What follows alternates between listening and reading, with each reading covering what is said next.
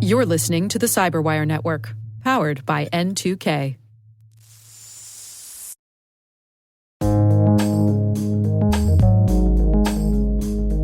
The word is backdoor. Spelled back as in not the obvious front way in, and door as in a portal of entry.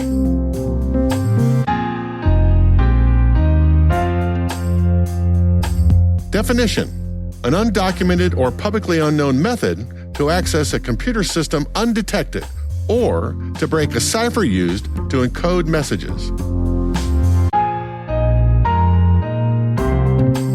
Example sentence from my favorite hacker movie of all time, War Games.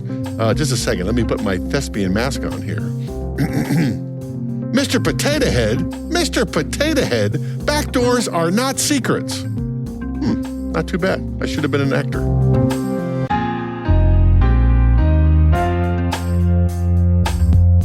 Origin and context. It's unclear where the word backdoor first entered the network defender's vocabulary. You can make an argument that at least as far back as World War I, combatants on both sides were trying to create backdoors for enemy-encrypted radio communications. During World War II, the Allies deployed backdoors at scale with their Enigma code-breaking efforts at Bletchley Park and equivalent efforts in Washington, D.C. against the Japanese Purple Code. That said, you can also make a strong case that the word entered the popular culture zeitgeist in 1983 when the movie War Games hit theaters. Since then, according to the Malware Bytes blog, we have seen very public examples of backdoors pop up in diverse parts of our culture. In 1993, the NSA tried to convince the world to put a backdoor into an encryption chip designed for computers and phones that would give them access with the proper warrants. When you say it out loud like that, you can see why that idea got universally thrown out by privacy advocates. In 2005, Sony BMG shipped a rootkit with millions of their music CDs. After the rootkit transferred to the computer, it allowed Sony BMG to track your music listening habits and stopped you from burning music onto other CDs. They paid out millions to settle lawsuits related to the rootkit and recalled most of the shipped music CDs. There are other examples, but probably the most famous are the backdoor operations discovered in two egregious supply chain attacks, NotPetya and SolarWinds. In these two adversary campaigns, hackers inserted backdoors into commonly used software that got delivered to their victims through the automatic software update mechanism.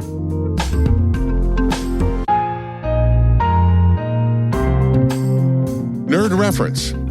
My favorite hacker movie of all time is the previously mentioned War Games. The main character, David, played by Matthew Broderick, tries to break into a gaming company to play their unreleased games. He asks his geek friends Jim, played by Maury Chaykin, and Malvin, played by the perennial movie nerd Eddie Deason, for advice. Jim, how do I get into that system? I want to play those games.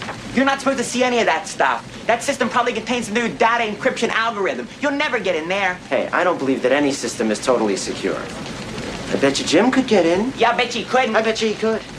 Well, you'll never get in through the frontline security, but you might look for a back door. I can't believe it, Jim. That girl's standing over there listening and you're telling her about our back doors? Mr. Potato Head, back doors are not secrets. Yeah, but Jim, you're giving away all our best tricks. They're not tricks. What's a back door? Well, whenever I design a system, I always put in a simple password that only I know about. That way, whenever I want to get back in, I can bypass whatever security they've added on. That's basically what it is.